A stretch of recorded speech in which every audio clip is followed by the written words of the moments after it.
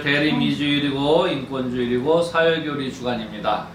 오늘 복음 말씀은 마태오복음입니다. 자, 마태오복음 세례자 요한이 광야에서 외치고 있습니다. 회개하여라, 하늘나라가 가까이 왔다. 이게 이제 요한이 광야에서 외치는 그 핵심 문장이죠. 그리고 이제 앞부분에 보면 이제 요한이 뭐 낙타포를 입었고 메뚜기를 먹고 들꿀을 먹고 이렇게 살았다 이런 얘기가 좀 언급이 되고, 또 그런 소문을 듣고 바리사이도 오고 가두사이가 이제 오니까 굉장히 야단을 치죠. 독사의 자식들아 하면서 아주 호되게 야단을 칩니다. 그리고 그들도 아브라함의 자손이니까 우리 조상이 아브라함입니다 이렇게 얘기를 하려고 얘기를 하겠지만, 야, 그거 중요한 거 아니다. 이 돌들로도 아브라함의 그 자녀들을 만들 수 있다. 니네들이 내세우는 거 아무것도 아니다. 중요한 것은 회개하는 것이다. 뭐 이런 이제 요점이죠. 그리고 이제 예수가 올 것을 이야기합니다.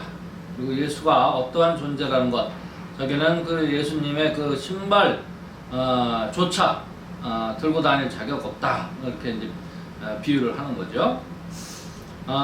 이 전반적인 것에서 보면 일단 가장 중요한 말은 회개하는 거죠. 회개하는 것. 그러면 회개는 뭐냐?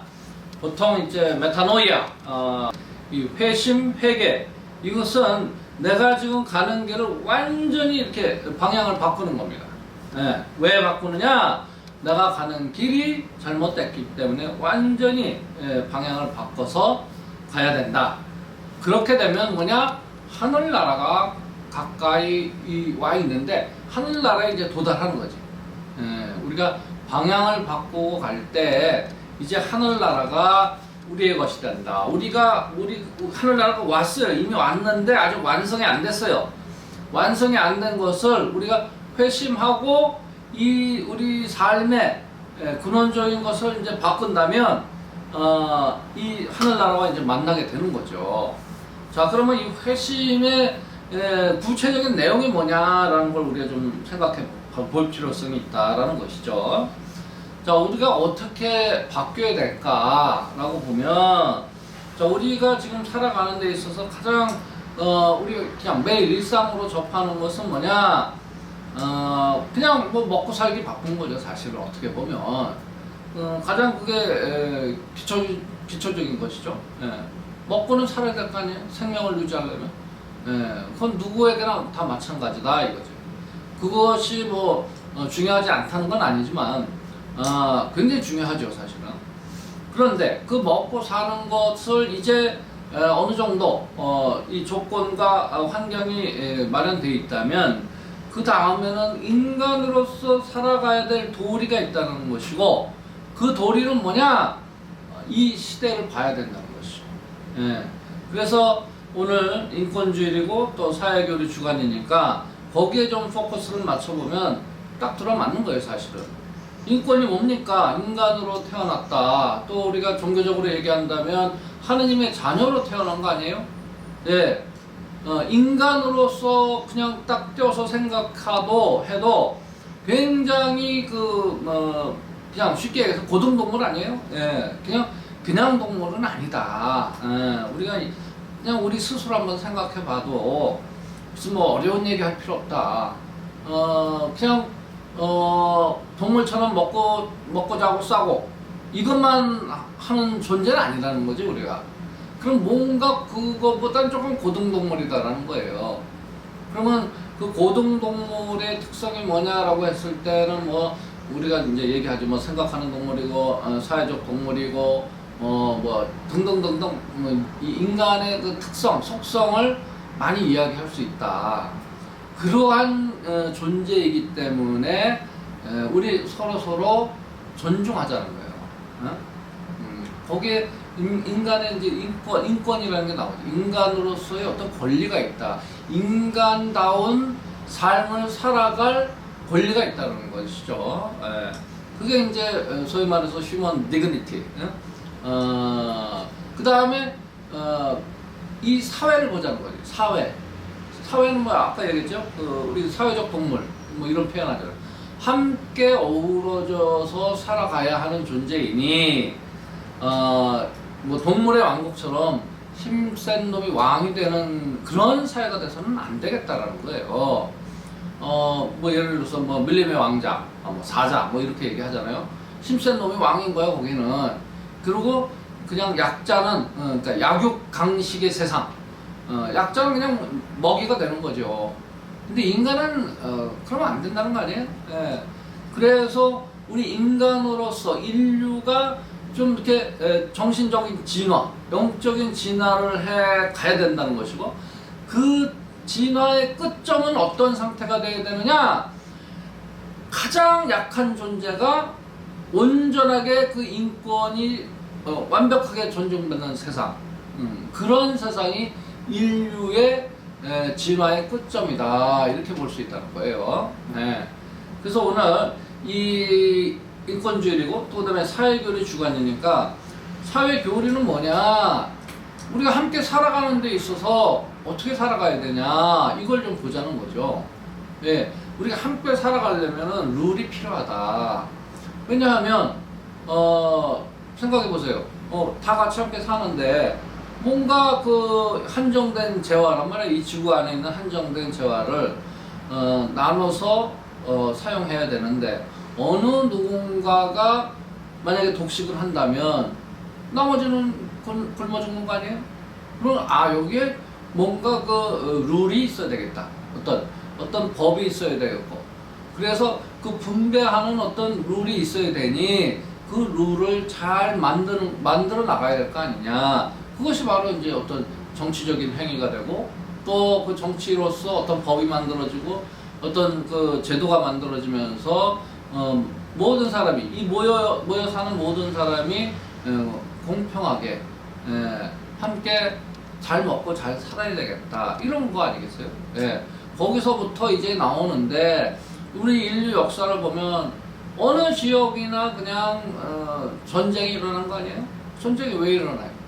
예, 누군가가 많이 차지하려고, 내 땅은 이만큼인데 더 많은 땅을 차지하려고, 뭐 유럽이건 동양이건 뭐 어느 대륙에서든 싸움이 있었다. 뭐 큰 싸움도 있고 작은 싸움도 있고, 또 현재도 제가 어느 통계를 보니까 170여 군데에서 지금 분쟁이 있다라는 거예요. 그것을 가만히 보면은 원인은 바로 그거다. 좀 더 내가 더 많이 갖기 위해서. 그러니까 인간이 뭔가 고등한 동물인 것은 사실인데, 아직도 지금 인류 역사가 시작된 이후 지금 21세기인데도 동물적인 행태는 끊이지 않고 있다. 아직도 지금 그 분쟁 지역에서 죄 없이 죽어가는 사람들이 많잖아요. 예. 근데 그게 아니다는 거지. 내가 어떤 존재가 내가 좀 힘이 있어 해서 뺏었어. 그럼 뺏으면 빼앗김을 당한 사람은 가만히 있습니까? 예. 가만히 있지 않아요. 예. 인간이기 때문에 생각을 한다고. 저 사람이 우리 할아버지 걸 뺏었지, 우리 아버지 걸 뺏었지. 그러면 이제 복수를 한단 말이에요. 복수. 그러면 복수가 복수를 부르고, 또 복수가 복수를 부르면 끊임없는 그런 전쟁이 이어진다.